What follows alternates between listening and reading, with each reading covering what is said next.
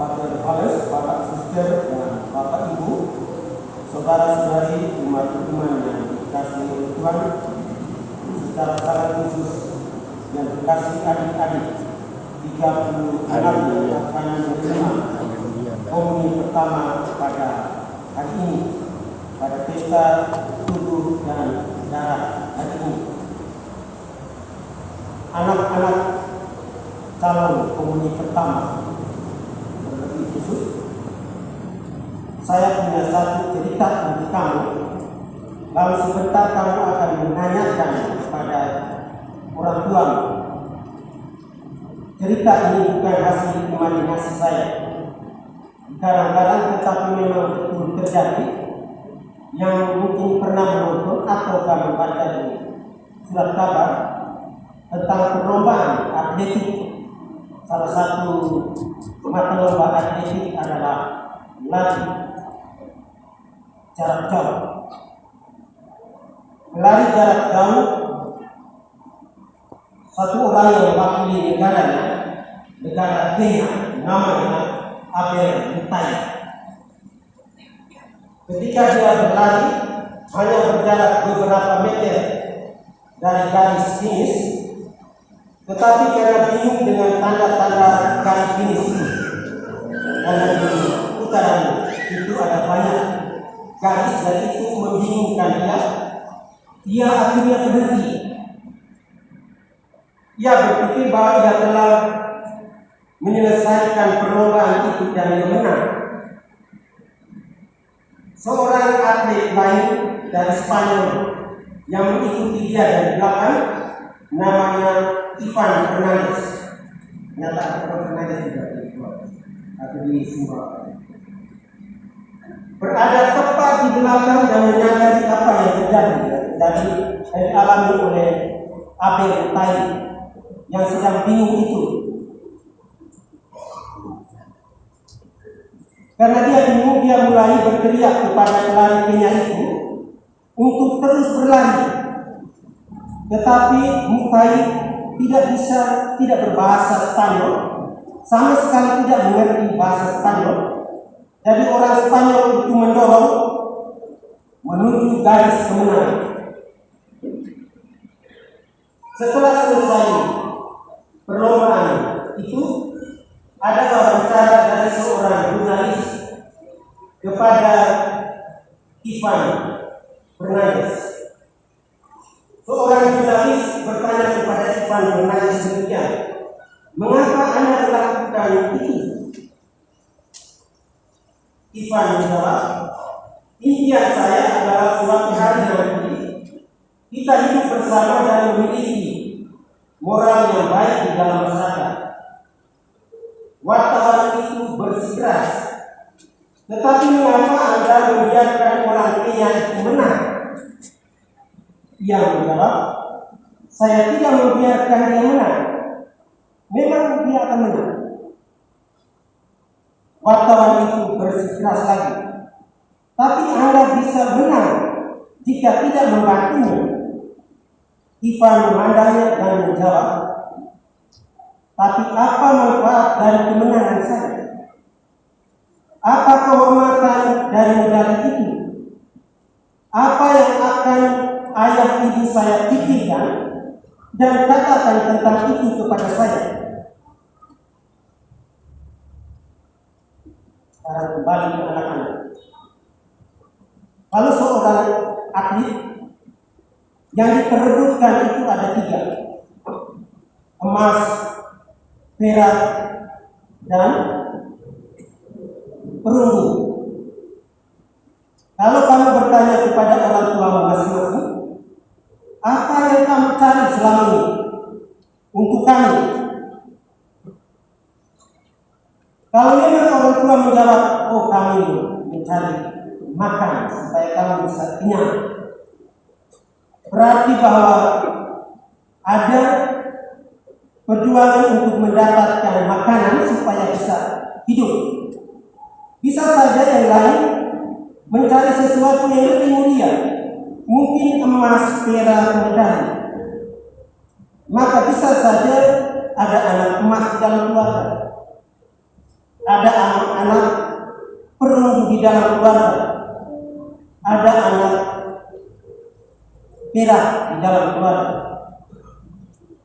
Baik emas, perak maupun perunggu itu medali hadiah besar yang diberikan oleh seseorang kepada yang memenang sebuah perlombaan atau pertandingan. Sebagai anak-anak kalau bertanya demikian kepada orang tuanya, jawaban hanya sebatas emas, perak, dan perunggu, maka itu belum sampai pada nilai-nilai kehidupan yang harus ditanamkan kepada anak-anak. Nilai-nilai kehidupan itu tidak bisa diajarkan dengan kata-kata, tetapi dengan perbuatan yang diturunkan dari generasi ke generasi. Pertanyaan lebih jauh bagi kita semua, apa yang kita cari selama kita masih hidup di dunia ini pada hari raya tubuh dan darah Kristus yang kita rayakan ini? Tuhan mengatakan tubuh Kristus itu dan darah Kristus itu menjadi bekal perjalanan hidupmu supaya kamu bisa mendapatkan kebahagiaan kita. Bapak Ibu saudara-saudari, gereja secara khusus merayakan hari raya tubuh dan darah Kristus, dan kita rayakan pada hari ini. Barang siapa makan aku, ia akan hidup. Ia hidup oleh aku. Itu kata-kata Tuhan sendiri, bukan kata-kata yang kita karang. Persatuan dengan Yesus menjadikan kita hidup. Kita bersatu dengannya dalam Ekaristi. Kita bersatu dengannya dalam firman dan menyatakan firman itu dalam keseharian hidup kita.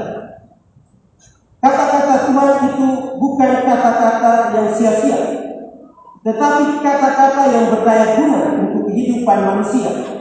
Karena itu apa yang dia katakan bahwa tubuhku benar-benar makanan dan darahku benar-benar minuman adalah betul menjadi kekuatan dalam perjalanan kehidupan kita. Kita hidup tak hanya dari roti saja, itu firman Tuhan, melainkan juga dari firman yang keluar dari mulut Allah. Sebab itulah tubuh dan darah Tuhan adalah santapan rohani, dasar kekuatan jiwa Kristiani kita. Kata Tuhan, sebab dagingku adalah benar-benar makanan dan darahku adalah benar-benar minuman. Tubuh dan darah Kristus membawa setiap kita dalam semangat persekutuan dengan Kristus. Kata Rasul Paulus, bukankah piala yang kita syukuri merupakan persekutuan dengan darah Kristus? Bukankah roti yang kita bagi-bagi merupakan persekutuan dengan tubuh Kristus? Bapak Ibu saudara-saudari yang terkasih, hampir setiap hari kita berkumpul lalu menyatakan persekutuan kita. Ada persekutuan atau paguyupan ini dia umpamanya, ada paguyupan memilih, ada paguyupan Balatukar, ada paguyupan Manggarai dan Sumbar. Ini merupakan satu tanda persekutuan yang baik karena kita tidak lagi hidup sendiri-sendiri. Kita makan dan minum dari tubuh dan darah Kristus sendiri yang sama. Karena itu walaupun kita banyak, kita sudah merupakan satu persekutuan yang kuat. Pada hari Sambut Baru ini, mungkin di rumah-rumah itu ada persekutuan-persekutuan kecil. Umpama ibu-ibu di belakang sedang mulai kupas bawang. Lalu diingatkan, ibu-ibu kupas bawang, awas jangan sampai kupas tentang manusia, kupas tentang nama orang, kupas atau membicarakan tentang orang lain. hati-hati. Persekutuan yang kecil, dan apakah kita bisa memberi makna bahwa itu adalah persekutuan Kristiani? Tapi baiklah, yang kecil itu harus dihargai, dimengerti sehingga persekutuan besar yang merupakan tuntutan Tuhan itu menjadi semakin kokoh dan kuat. Bapak Ibu saudara-saudari terkasih, gereja adalah kumpulan umat Allah, bukan gedung semata-mata. Saudara-saudari dalam Kristus, kita semua ini merupakan perkumpulan besar. Sebab itulah satu panggilan dasar kita adalah tumbuhkan dan galakkan mawar atau cinta persekutuan. Kita makan dari satu tubuh dan minum dari piala yang satu dan sama.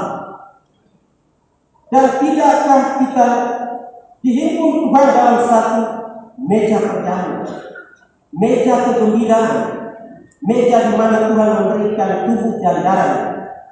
Dan saya masih ingat, dan semua kita tentu ingat, ketika ada perjamuan di dalam rumah, makan bersama, dan seringkali itu yang sangat dianjurkan, diharapkan dari kita, makan bersama orang tua dan anak-anak. Ketika perjamuan kecil itu berlangsung, tidak ada anak yang menggerutu, tidak boleh ada ibu atau ayah yang menggerutu.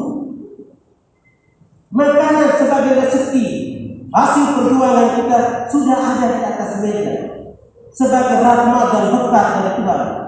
Karena itu jauhkan hal-hal yang kurang enak ketika kita makan di meja makan. Itu meja perjamuan, meja kegembiraan, meja sukacita, bukan meja mengomongkan orang, bukan meja membuat anak dirasa disakiti sampai menggeserkan anak, ataukah meja di mana anak atau orang tua atau bapak mama tidak saling mengerti. Oh, silakan makan. Ini makanan. Ini bukan meja perjamuan. Ini bukan meja persaudaraan. Ini bukan meja persatu. Karena itu Tuhan mengingatkan kita, meja di mana kita makan itu adalah meja perjamuan. Dan kita mulai dari keluarga kita. Meja kecil yang ada di keluarga kita. Sebelum kita sampai pada meja besar, yakni altar ini yang mempersatukan semua kita. Karena itu kegembiraan kita yang kita bawa untuk diserahkan kepada Tuhan, bukan menggerutu, bukan pada berkerut memberikan sesuatu atau menghadap Tuhan di dalam gereja ini. Bapak Ibu saudara-saudari yang terkasih, setiap kita yang makan dan minum dari satu tubuh itu dipanggil untuk membangun jemaat gereja, yakni tubuh misteri Kristus.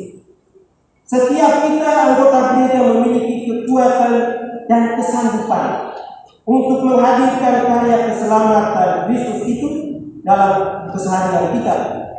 Setidaknya usahakan cinta kasih dan kebaikan itu dalam sebuah persekutuan yang baik, dan bukannya dalam kata dan sikap yang cenderung merelakan sampai menghancurkan. Bapak Ibu saudara-saudari, Musa ingatkan Israel, bangsa pilihan Allah itu di padang gurun. Manusia hidup bukan dari roti saja, tetapi dari segala yang diucapkan oleh Tuhan. Apakah yang dicari manusia demi hidupmu?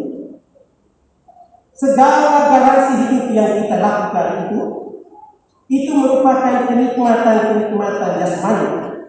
Tapi semuanya ini akan membantu kita untuk mengerti bahwa masih ada sesuatu yang lebih mulia, lebih besar, dan itu yang akan dikejar oleh manusia.